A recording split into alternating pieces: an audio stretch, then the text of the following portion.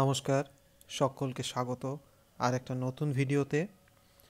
এই ভিডিওতে এমন কিছু বিষয় নিয়ে আমরা আলোচনা করতে চলেছি যেটা নিয়ে এই ইউটিউবে বা অন্যান্য যে প্ল্যাটফর্মগুলি রয়েছে সেখানে এখনও পর্যন্ত আমি কোনো ভিডিও খুঁজে পাইনি, নট আ সিঙ্গেল ওয়ান।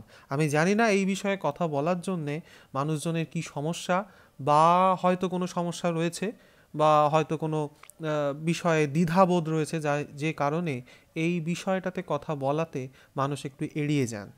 আমরা প্রত্যেকেই ছাদ বাগান করি, যারা গাছ ভালোবাসি, যারা নতুন নতুন বুগেনভেলিয়া বা বিভিন্ন রকমের গাছ সংগ্রহ করতে ভালোবাসি, আমরা বিভিন্ন নার্সারিতে বিভিন্ন রকম দাম দিয়ে গাছগুলি কিনি। আচ্ছা, এইটা কখনো মনে হয়েছে কোনো একটা ভ্যারাইটির দাম, কোনো একটি বুগেনভেলিয়া আমি বলছি, ধরুন মাহারা রেড, তো সেই মাহারা রেটের দাম কত না 14-15 টাকা কি 20 টাকা খুব বেশি হলে। আবার এরকমই আর একটা ভ্যারাইটি আমাকে দেওয়া হলো, তো সেই ভ্যারাইটিটার পার্টিকুলার দাম 250 টাকা, 300 টাকা, 150 টাকা।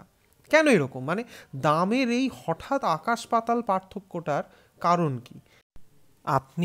আমরা যাদেরকে দেখে গাছ করতে শিখছি তারা যদি শুধু বিভিন্ন দোকানে গিয়ে এখানে কিনুন, এখানে ভালো, ওখানে ভালো, এইগুলোই না বলে যদি এই দামের আপ ডাউন হওয়ার বিষয়টি আমাদের একটু বুঝিয়ে দিতেন, তাহলে কি আমাদের একটু বিবেচনা করতে সুবিধা হতো নাকি? প্রশ্নটা আপনাদের জন্য রইল। আমি নিজেও যখন প্রথম বুগেনভেলিয়ার প্রেমে পড়ি, বুগেনভেলিয়া গাছ নিয়ে কালচার করা শুরু করি, তার দাম নিয়ে নাড়াচাড়া করা শুরু করি, কারণ দেখুন, গাছ করতে গেলে প্রথমেই তো আমাকে তার দামের বিষয়টাকে মাথায় রাখতে হবে।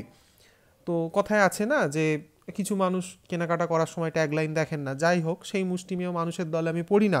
সুতরাং গাছ কিনতে গেলে, গাছ নিয়ে চর্চা করতে গেলে বা বাগান করতে গেলে পকেটের দিকটাও আমাদের মতো মানুষকে বা আমাকে খেয়াল রাখতে হয়। আমি জানি আমার মতো প্রচুর মানুষ রয়েছেন যারা পছন্দের গাছটা বাড়ি আনার সময় আরও একটা জিনিস ভেবে দেখেন যে গাছটার দাম কত, কিনতে পারবো কি না, এই সিজনে কিনতে না পারলে পরের বারে চেষ্টা করব আর একটু পয়সা জমিয়ে।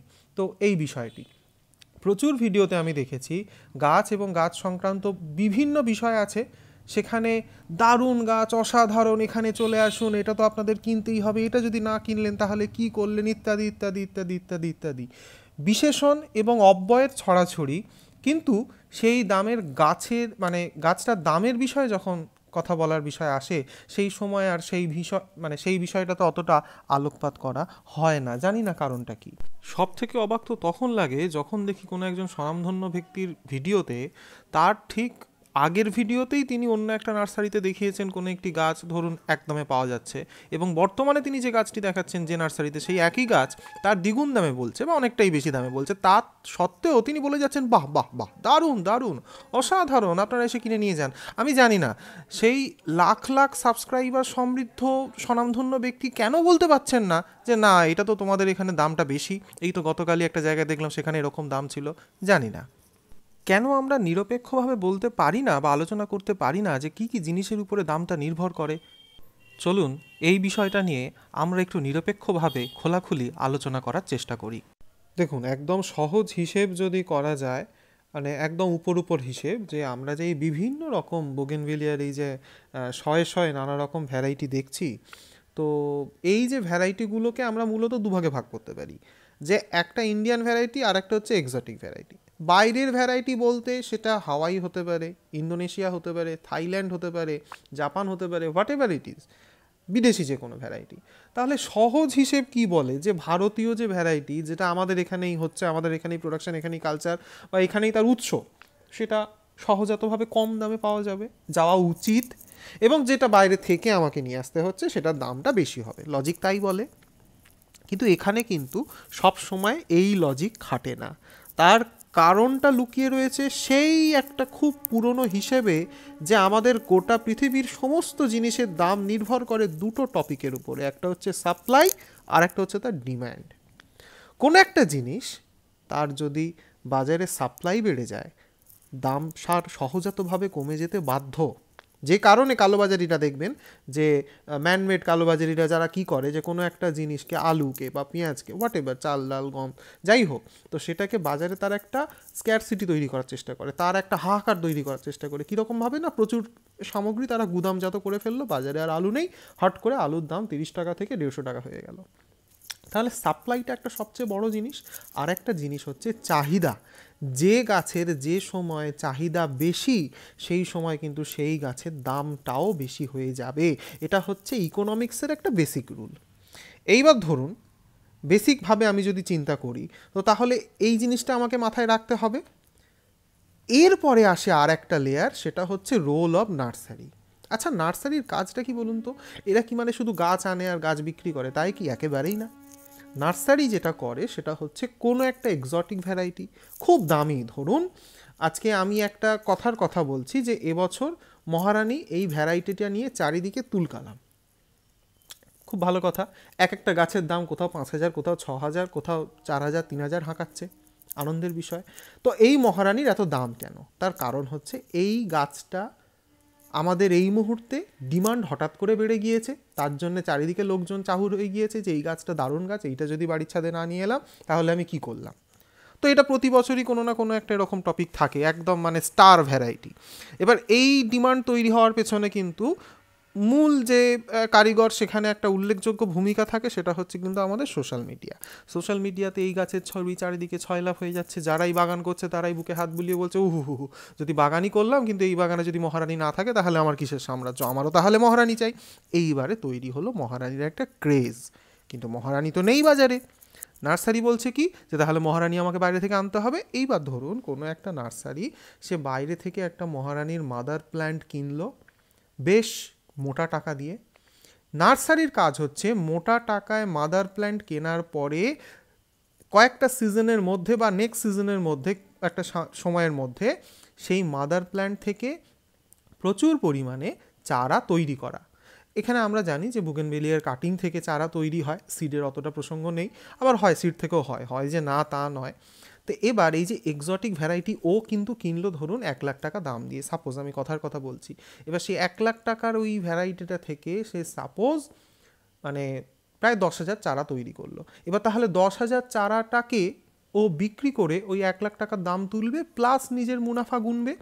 এখানেই কিন্তু আমরা খুব দামি কোনো একটা গাছ যখন কোনো একটা নার্সারি মাদার প্ল্যান্ট কিনলো, কিনে তার যখন ছোটো ছোটো ছোটো ছোটো চারা বিক্রি করছে প্রচুর, যদি ওই গাছটার চারার প্রোডাকশন খুব বেশি হয়, ধরুন একটা গাছ বা একটা মাদার প্ল্যান্টের এগেনস্টে আমি ধরি 300টা চারা করতে পারলাম, তাহলে তার দাম কমে যাবে। This is production. যদি তার প্রোডাকশান খুব ভালো হয়, আবার এমন একটা কোনো গাছ যার ধরুন সহজে তার চারা সাকসেসফুল হচ্ছে না, 500টা চারা তৈরি করলে 300টা মরে যাচ্ছে, মাত্র 200টা টিকছে, সেই গাছের দাম কিন্তু আবার বেড়ে যাবে। তার কারণ কি? তার সাপ্লাই কমে যাচ্ছে, তার প্রোডাকশান অতটা হতে পারছে না। সুতরাং নতুন স্যাপলিংসের যখন প্রচুর পরিমাণে প্রোডাকশান বাজারে আসবে, তার কিন্তু দাম একটু হলেও কমবে, খানিকটা কমবে। এবার এরপরেও আবার গল্প রয়েছে, ধরুন প্রোডাকশান প্রচুর হচ্ছে কিন্তু তার ক্রেজ কমছে না, তার ডিমান্ড প্রচণ্ড। নার্সারি বলবে আমি তাহলে কেন এর দাম কমাবো?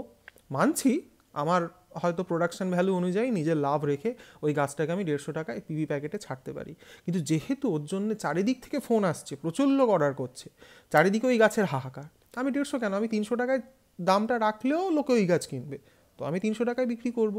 তো এইটা হচ্ছে ব্যাপার।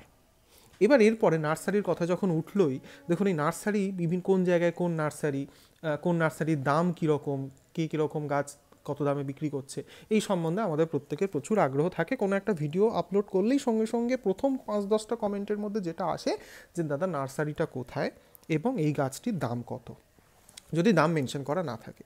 তো এইবার একটা জিনিস বলি, দেখবেন কোনো একটা গাছ, সাপোজ আমি বলছি স্প্ল্যাশ, এই স্প্ল্যাশ গাছের দাম আমি সারা পশ্চিমবঙ্গের বিভিন্ন নার্সারিতে টালি করেছি। এবার বিভিন্ন নার্সারিতে এর দাম কিন্তু বিভিন্ন বলছে। যেমন আমি নাম করে বলতে পারি, ধরুন ওই মুচিসার নার্সারি থেকে, দিলওয়ার নার্সারি থেকে আমি ধরুন স্প্ল্যাশ কিনেছি 50 টাকায়। এই স্প্ল্যাশ তার উল্টো দিকের একটা নার্সারি বিক্রি করছে 150 টাকায়। আবার আমি অন্যান্য জায়গায় আমি দেখেছি 200-250 টাকা পর্যন্ত যাচ্ছে। এবার হয় কি, যে নার্সারিতে যে গাছের প্রচুর স্টক রয়েছে, ধরুন আমি স্প্ল্যাশ বিক্রি করছি, আমার নার্সারিতে স্প্ল্যাশ পড়ে রয়েছে প্রায় 600 কপি, 600 কপি মানে 600 পিস পড়ে রয়েছে বিবি প্যাকেটে, আমি চাইবো সেটা হু করে বের করতে, আমি 550 টাকাতেও ছেড়ে দিতে রাজি, আমার কোনো অসুবিধা নেই। কোনো একটা দোকান বা কোনো একটা নার্সারি ধরুন তার ওই স্প্ল্যাশের প্রোডাকশান এবছর কম হয়েছে, তার স্টক কম রয়েছে, তো সে একটু বেশি দামে ছাড়ছে। সুতরাং নার্সারি টু নার্সারি দাম কিন্তু এই জন্য ভ্যারি করে যায়। কোনো একটা গাছ, কোনো একটা নার্সারি যেখানে প্রচুর পরিমাণে তারা ধরুন তার প্রোডাকশন করেছে, তার দাম সে কমে ছেড়ে দিচ্ছে। আবার অন্য একটা নার্সারিতে সেই গাছ বেশি নেই, মাত্র কম কিছু রয়েছে, সে আবার ওই গাছটাই বেশি দামে ছাড়ছে। তো এই জিনিসটা কিন্তু আকছার হচ্ছে বিভিন্ন জায়গায় বিভিন্ন দাম। এখানে আরেকটা কথা বলি, ভালো খারাপের ট্যাগটা আমরা খুব সহজে লাগিয়ে দিও, আচ্ছা এই নার্সারিতে এইটার এত দাম, তাহলে এই নার্সারিটা খারাপ বা ওই নার্সারিটা ভালো। এটা কিন্তু খুব ভুল কথা।